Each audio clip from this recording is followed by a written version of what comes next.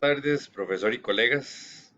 A todos les deseo muchos éxitos en este proceso de formación durante el cuatrimestre en la materia de legislación tributaria.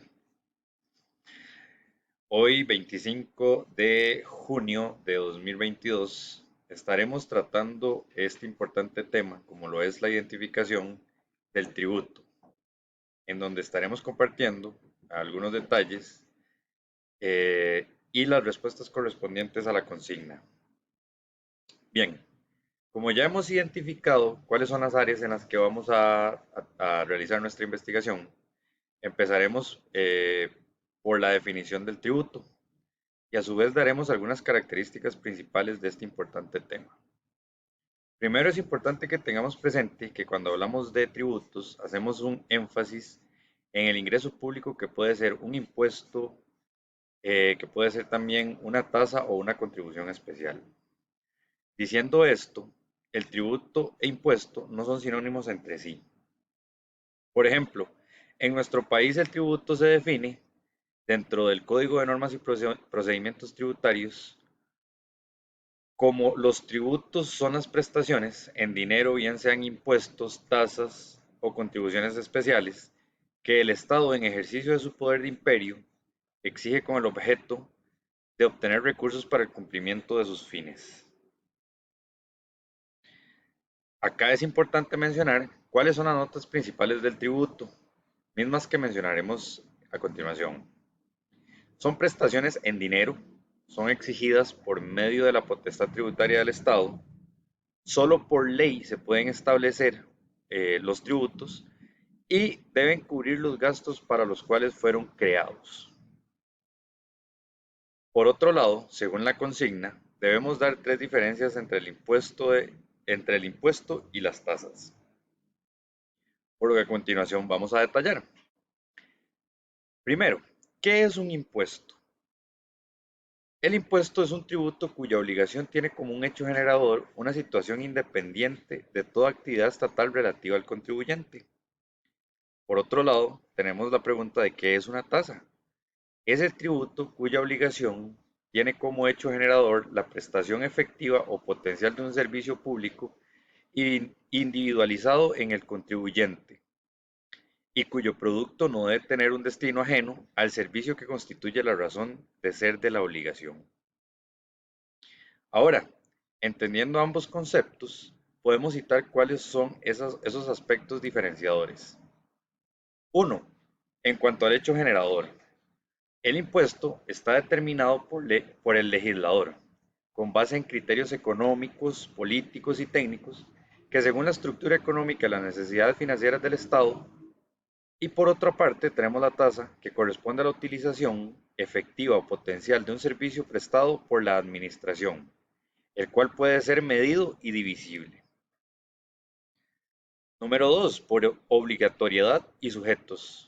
El impuesto lo es para una categoría determinada de contribuyentes, quienes se encuentran dentro de lo establecido por la respectiva ley, como hecho generador sin existir ningún margen de voluntariedad por parte del obligado. Y la tasa, por su parte, es exigida a los sujetos que requiere efectiva o potencialmente del servicio. Esto le crea al Estado, basado en su poder de imperio y en caso de no ser cancelado oportunamente, se gestionará su cobro de forma coactiva. Y número 3, por el destino de los dineros. Esto quiere decir que el impuesto se dirige a cubrir necesidades generales que se encuentran a cargo del Estado y la tasa es el producto recaudado y debe de tener por destino el sostenimiento del mismo servicio que da lugar a la tasa. Continuando con la consigna, en el siguiente punto daremos la definición del precio público y daremos también tres diferencias entre este concepto y las tasas. Pero antes tenemos que tener claro qué es el precio público.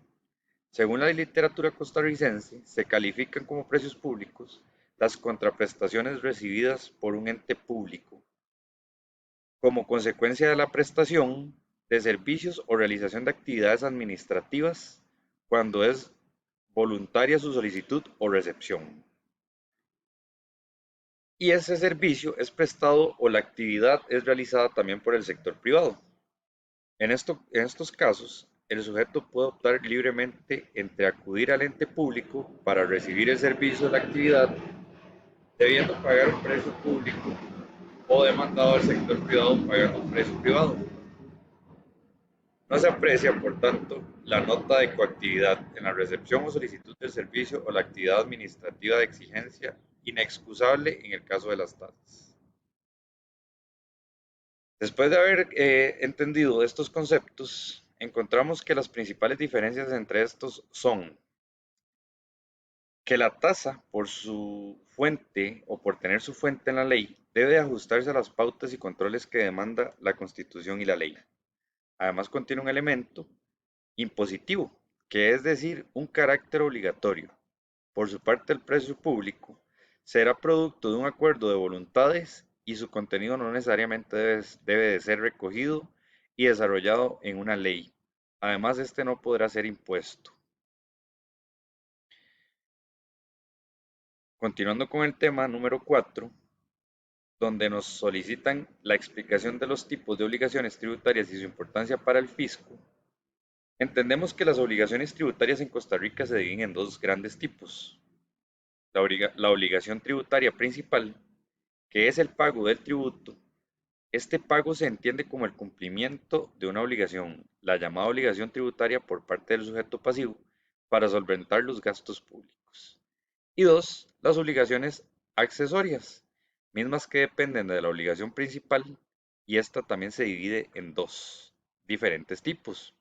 Obligaciones accesorias, que son de índole patrimonial, y aquí tenemos las obligaciones de declarar la información, facilitar datos cuando se requiera, soportar las comprobaciones e inspecciones que se realizan por parte de la Administración Tributaria, y las obligaciones tendientes a cumplir con deberes formales. Se les denomina como deberes formales, mencionando que el primer deber formal que tiene un contribuyente es el de deber inscribirse sobre la actividad lucrativa que va a realizar, el domicilio del lugar donde lo va a realizar, asimismo el tipo de figura que va a asumir si es persona física o jurídica. Por otro lado, estas son referencias de algunas obligaciones tributarias que tenemos como costarricenses siendo personas físicas o jurídicas. Entre ellas podemos destacar algunos ejemplos como lo son el impuesto a las personas jurídicas, el registro de transparencia y beneficiarios finales, inscripción de sociedades inactivas ante el Ministerio de Hacienda, la declaración patrimonial para sociedades inactivas, el timbre de educación y cultura, impuestos de bienes inmuebles y tasas municipales, impuestos sobre la renta, impuesto al valor agregado, declaración anual de patentes municipales, el impuesto solidario, el impuesto de alquileres y la declaración informativa, por mencionar algunos. Ahora, ¿por qué estos tienen importancia para el fisco?